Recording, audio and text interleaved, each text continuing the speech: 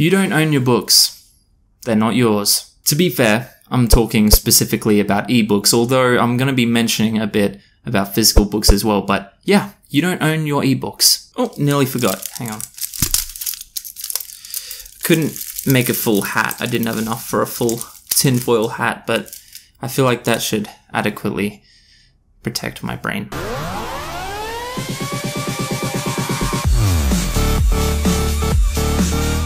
Although ebooks have been becoming decreasingly popular over the last couple of years, it is pretty clear that they've had a rise over the last, let's just say over the last decade or so. Okay, I can't. The discomfort wearing that is not worth the gag. I know a lot of people on booktube are pretty into ebooks for a good number of reasons. The convenience, obviously, the adaptability of the Kindle e-reader that you can carry around. It's lightweight, it slips easily inside your bag, can carry like tens of thousands of stories or something like that. Sounds great, doesn't it? But there is a problem, and it's something that's, isn't new news. This isn't me exposing Kindle. This is something that's been discussed over the last couple of years quite thoroughly, although for some reason in booktube, a community built around books and around reading, a lot of people just aren't aware that when you purchase an ebook through Kindle, you don't actually own it. You're renting it. So here I have a physical book. Ever seen one? Sale of this book without a front cover may be unauthorized. No part of this book may be reproduced, transmitted, or stored in any information retrieval system in any form or by any means, graphic, electronic, or mechanical, including photocopying, taping, and recording without prior written permission from the publisher.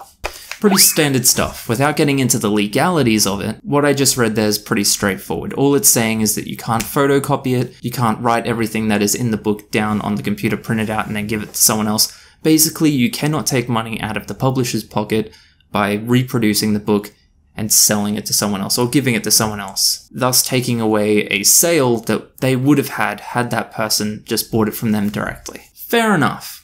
That's fine. That's just copyright. It's a good thing. It protects creators. So when you pay for an ebook, you're probably expecting the same thing, right? Especially considering that the prices really aren't that different from the paperbacks. Hardcovers, yeah, they may differentiate a bit, but the paperbacks, they're usually pretty close. Before even getting to the points about you not owning the ebook, I can easily say that I think most ebooks are extremely overpriced. A good portion of the price that you pay for a physical book goes into the production and distribution and shipping of that book. In some cases, even the middleman, the bookstore or retailer, etc. So what happens when you strip away the production and the distribution? What are you really left with? What you're left with is a transferring of data. And the closest thing you have to the middleman is Kindle, which takes a small cut. Fair enough. But at the end of the day, it is a distribution of data, and that's it. It is copy and pasted zeros and ones. It is not made up of a physical resource. You are not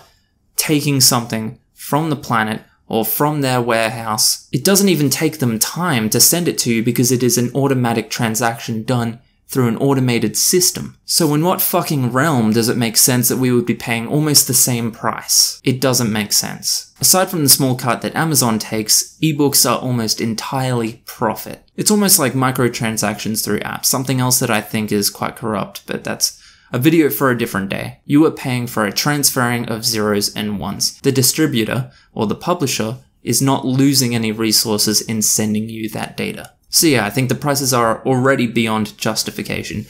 Add to that you aren't even buying the book. You're renting it.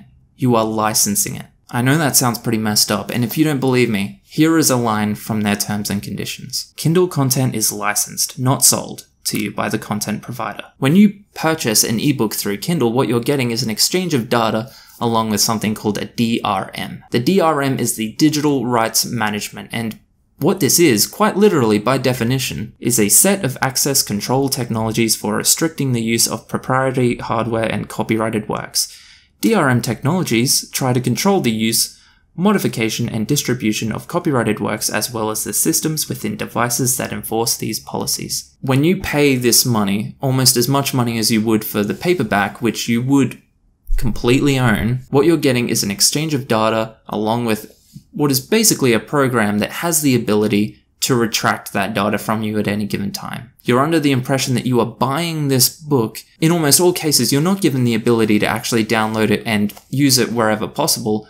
You're only given access to it, and only given access to it through their application. Now, all this sounds sketchy enough as it is. From a legal standpoint, they clarify this in the terms and conditions. A lot of people, myself included in most cases, would say, it's your responsibility to read the terms and conditions, and if you don't, then you can't really complain about it. That is made a bit more difficult when it comes to Kindle though, because the terms and conditions have been averaged to work out to be around 9 hours to read. There is a YouTube series of a guy literally reading the terms and conditions. Audiobook, gift certificate, Kindle certified service provider, Kindle cloud reader design, Kindle and/or bundled with copyright 1999. If this wasn't sketchy enough, within the terms and conditions, it's stipulated that they have the ability to change that license agreement at any time. So when you're paying for the license, you're not even purchasing the license itself, because it can change. If you were to boil this down to the most simplified version, it would be that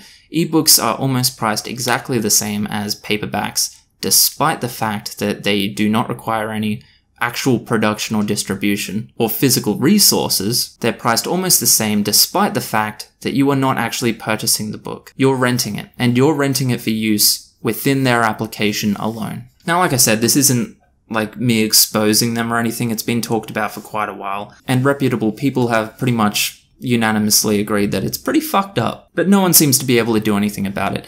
And the main reason I'm making a video here is because I've spoken to a few people about it, a few people quite recently, and they had no idea. I mean, obviously I didn't have any idea up until like, I think about a year, maybe 2 years ago. And when I first found out, I didn't think that much of it, because me, myself personally, I'd never been exposed to it in a real physical way. And what I mean by that is I'd never had my books retracted. I'm going to be leaving links to all my sources down the description below. One of the links is going to go to a story where just that happened. Someone was traveling, had their phone with a bunch of Kindle stories on it, I believe it was their phone, and when they went from one location to another, those stories were removed from their device. It was done under the guise of needing an update, but when it was looked into, it was found pretty much that it was because the area going into or licensing of those stories wasn't compatible with the area they were going into or something of that nature. I would just recommend reading the story because it shines a bit of a light on just how fucked up it really is. They have the ability to take these things that you have paid money for, good money for, not a small amount, and they can take them back from you at any time. They can change the rules at any time. It's just kind of fucked up, and I think it's indicative of a bigger problem with the digital spectrum nowadays because, don't get me wrong, I love technological advancement. I think it's fantastic. I think it's great that we're able to do the things that we are doing nowadays from our phones, from our hands. I think it's remarkable that we have access to a database of knowledge on pretty much anything, talking about Google. But it's also pretty messed up that we're led to believe that we're purchasing things that we just aren't. The same situation goes for music from Apple.